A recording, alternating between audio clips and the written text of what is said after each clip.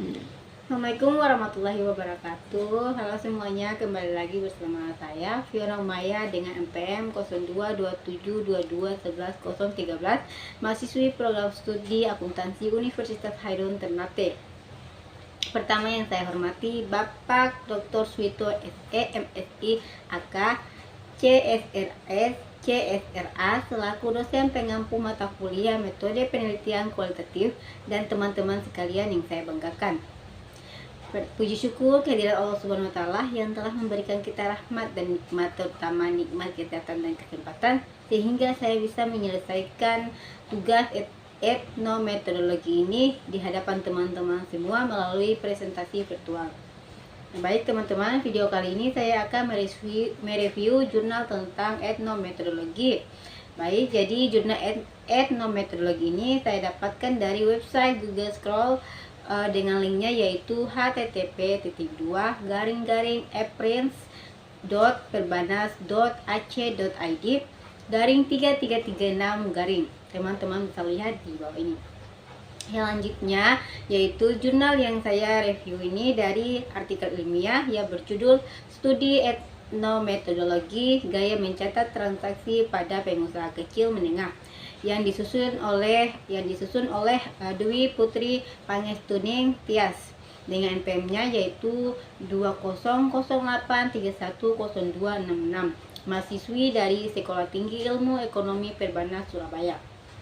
Selanjutnya, target dari penelitian ini yaitu pengusaha UKM di Surabaya. Selanjutnya, kata kunci dari penelitian ini adalah etnometodologi, perilaku, gaya penulis, dan UKM. Nah, selanjutnya penelitian ini bertujuan untuk mengetahui perilaku sehari-hari pengusaha kecil dan menengah dalam mencatat transaksi dan alasan yang mendasari perilaku pelaku usaha kecil menengah dalam mencatat transaksi. Selanjutnya, penelitian ini menggunakan pendekatan kualitatif studi etnometodologi. Data penelitian ini diperoleh dengan observasi langsung ke UKM, wawancara, dan dokumentasi. Perilaku yang diamati adalah gaya menulis pada pengusaha kecil dan menengah. Selanjutnya masuk pada hasil penelitian. Namun sebelum saya menyampaikan hasilnya, saya akan menjelaskan sedikit tentang etnometodologi. Nah, jadi etnometodologi ini diartikan sebagai studi tentang bagaimana individu-individu menciptakan dan memahami kehidupan sehari-hari mereka, cara mereka menyelesaikan pekerjaan di dalam hidup setiap harinya. Menurut Mudianto 2009, itu etnometodologi ini merupakan studi tentang bagaimana individu menciptakan dan memahami kehidupan sehari-hari. Jadi metodenya untuk mencapai kehidupan sehari-hari, etnometodologi ini didasarkan pada ide bahwa kegiatan sehari-hari dan interaksi sosial yang sifatnya rutin dan umum mungkin dilakukan melalui berbagai bentuk keahlian. Nah, selanjutnya masuk pada penjelasan. Nah, mengamati perilaku keseharian pelaku UKM merupakan langkah yang diambil oleh peneliti untuk mengetahui gaya mencatat pada pengusaha kecil menengah. Akan tetapi, sebelum mengetahui gaya mencatat pengusaha tersebut, peneliti perlu mengetahui niat dan motivasi pengusaha tersebut sehingga dapat mengetahui alasan pengusaha tersebut mengapa mengambil keputusan untuk melakukan atau tidak melakukan pencatatan. Gaya mencatat pada pengusaha kecil menengah ini dapat dilakukan dari media atau alat yang digunakan pengusaha kecil menengah tersebut untuk melakukan pencatatan atas transaksi usahanya. Nah, selanjutnya analisis dan pembahasan. Nah, niat dan yang pertama yaitu niat dan motivasi mencatat. Nah, untuk responsif informan pertama, pengalaman informan selama 5 tahun itu sebagai pengusaha telah membuat informan mengerti akan pentingnya melakukan pencatatan atas setiap transaksi usahanya. Keinginan atau niat yang dimiliki informan untuk mengembangkan usaha telah memotivasi informan untuk melakukan pencatatan. Pencatatan dilakukan dengan alasan untuk mengetahui peningkatan dan penurunan penjualan yang terjadi pada usahanya. Meskipun tidak terlalu memahami apa itu pencatatan transaksi, akan tapi pengusaha ini telah tetap mencatat dan membukukan setiap transaksi usahanya dengan rapi. Niat atau keinginan pemilik pengusaha tersebut termotivasi untuk melakukan pencatatan atas setiap transaksinya dengan rapi, meskipun format yang digunakan berbeda dan tidak melakukan pada akuntansi, karena pengusaha ini membuat catatan menurut pemahamannya pribadi tanpa mempelajari pencatatan transaksi pada akuntansi. Adapun tujuan penulis usaha melakukan pencatatan transaksinya adalah untuk mengetahui jumlah barang yang laku terjual dan untuk mengetahui peningkatan dan penurunan yang terjadi pada usahanya. Pemilik usaha tetap melakukan pencatatan transaksi meskipun pengusaha tersebut menyadari bahwa usaha yang dijalaninya mengalami penurunan karena banyaknya pesaing. Tindakan yang dilakukan oleh pengusaha menunjukkan bahwa pengusaha ini memiliki sikap dan konsistensi atas usaha yang dijalankannya. Hal ini disebabkan oleh adanya harapan yang kuat pada diri pengusaha untuk mempertahankan usahanya dan membuat agar usahanya terus maju dan berkembang. Selanjutnya yaitu responsif informan kedua. Nah, informan merasa pencatatan transaksi memang sangat penting untuk dilakukan. Akan tetapi pengalaman menjadi pengusaha selama 4 tahun masih belum bisa membuat informan memiliki niat yang kuat untuk melakukan pencatatan atas setiap transaksi yang terjadi pada usahanya. Meskipun informan menyadari akan pentingnya pencatatan transaksi, informan masih memiliki banyak alasan untuk tidak melakukan pencatatan, sehingga informan tidak dapat mengetahui pasti transaksi yang terjadi pada usahanya, terutama untuk transaksi pembelian bahan baku. Menyadari pencatatan yang dilakukan selama setahun ini masih kurang baik, informan berniat untuk melakukan pencatatan pada tahun berikutnya. Niat yang ada pada diri pengusaha bukan sekedar angan-angan, melainkan sudah ditunjukkan dengan membeli buku khusus untuk mencatat setiap transaksi dan pembukuannya. Ketidakjelasan catatan yang dilakukan setahun ini telah memotivasi pengusaha untuk melakukan pencatatan di tahun berikutnya. Nah, provokatif informan pertama yaitu memberikan pelayanan terbaik pada pembeli adalah cara yang tepat untuk mendapatkan pelanggan. Informan selalu cepat dan tanggap apabila sedang berhadapan dengan pembeli. Kecepatan untuk menjawab pertanyaan kepada pembeli dapat membuat pembeli terpuaskan dengan pelayanan yang diberikan. Informan pun sangat tanggap dalam membuat bukti transaksi pada saat menerima pesanan dari pembeli. Akan tetapi, informan tidak memiliki buku khusus untuk mencatat transaksi seperti ini. Transaksi pembelian yang dilakukan dengan cara memesan hanya dicatat pada nota saja tanpa ada tindakan lanjutan.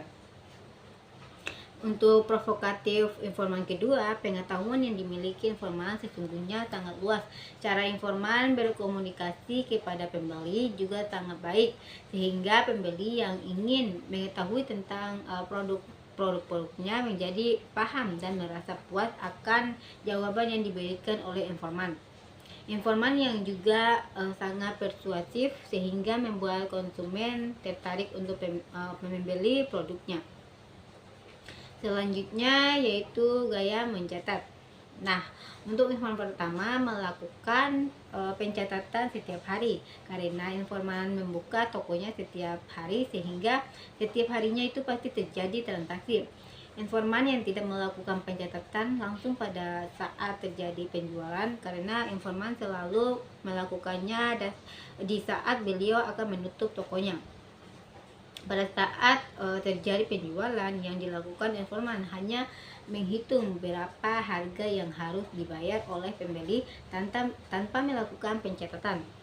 Pencatatan dilakukan oleh informan setiap pukul 11.30 WIB di meja kerjanya dengan menggunakan alat tulis dan buku.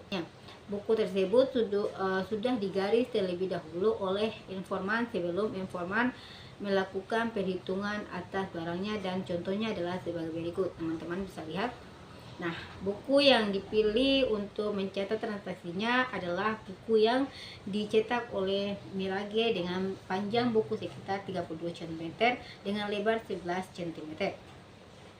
Nah, pada saat pencatatan, pihak informan hanya mencatat barang yang masuk dan barang yang keluar. Itu pun hanya untuk penjualan langsung dengan cara membuat tabel yang berisi 6 kolom. Pada kolom pertama terdapat kata nomor yang berarti nomor, kolom kedua berisi tentang makanan, kolom ketiga bertulisan MA yang berarti barang yang masuk, kolom keempat FI yang berarti barang yang sisa. Kemudian kolom kelima LA yaitu barang yang laku, dan yang terakhir CAT yang berarti keterangan.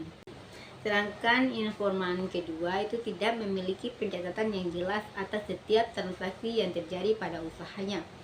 Nah, meskipun begitu, informan sangat memahami bahwa pencatatan transaksi sangat penting untuk dilakukan. Keseluruhan transaksi tidak dicatat secara lengkap. Transaksi yang dicatat hanyalah transaksi barang keluar. Pencatatan pada barang yang keluar dilakukan menggunakan nota. Sistem yang digunakan untuk memasarkan produknya adalah dengan menitipkan barang ke toko, sehingga nota asli akan diberikan kepada penyalur setelah barang tersebut laku terjual. Selanjutnya, hasil dari penelitian ini. Nah, dari penelitian tadi itu bisa kita simpulkan bahwa penelitian menunjukkan adanya perbedaan perilaku penulis pada pengusaha kecil dan menengah. Perbedaan ini disebabkan niat dan motivasi yang berbeda-beda pada masing-masing pengusaha kecil dan menengah dalam melakukan pencatatan. Untuk itu, motivasi yang saya dapatkan dari penelitian ini, yang pertama yaitu niat yang kuat untuk mengembangkan usahanya. Jadi niat sebagai kecenderungan seseorang untuk memilih melakukan atau tidak melakukan suatu perilaku. Perbedaan perilaku dapat disebabkan oleh perbedaan niat pada masing-masing pengusaha. Yang kedua, pengusaha sama-sama melakukan pencatatan, akan tetapi karena perbedaan niat, pencatatan yang dilakukan hasilnya berbeda. Kedua, adanya pengalaman kerja yang diperoleh pada usaha yang dijalankan sebelum membuka usaha makanan. Jadi pengalaman yang diperoleh sebelumnya dapat membantu pengusaha untuk mengembangkan usahanya dengan selalu melakukan pencatatan atas transaksinya. Ketiga, karena mencari kesibukan sambil menunggu pelanggan datang, jadi tidak ada salahnya untuk merekap hasil catatan dan dibukukan dalam satu buku khusus bisnisnya. Yang keempat, yaitu belajar dari apa yang pernah dialami dalam menjalankan usaha sehingga pengusaha termotivasi untuk melakukan pencatatan. Yang kelima, yaitu untuk mengetahui kelangsungan hidup usahanya, karena dengan adanya pencatatan dapat membantu pengusaha untuk mengetahui apakah usaha yang dijadikan saat ini mengalami kemajuan atau bahkan kemunduran. Nah, jadi saran dari saya pribadi, karena di dalam jurnal ini ada keterbatasan penelitian yang dihadapi oleh peneliti seperti proses wawancara terkadang terganggu dengan kondisi sekitar. Selain itu, jawaban informan terkadang itu tidak sesuai dengan pertanyaan yang disampaikan oleh peneliti, sehingga peneliti harus mengulangi pertanyaan. Nah, maka saran saya sebaiknya wawancara itu dilakukan di sela-sela waktu senggang informan agar tidak mengganggu informan dalam menjalankan usahanya. Selain itu, peneliti sebaiknya menyiapkan pertanyaan cadangan apabila pertanyaan awal belum dapat dimengerti oleh informan. Oke, sekian dari saya.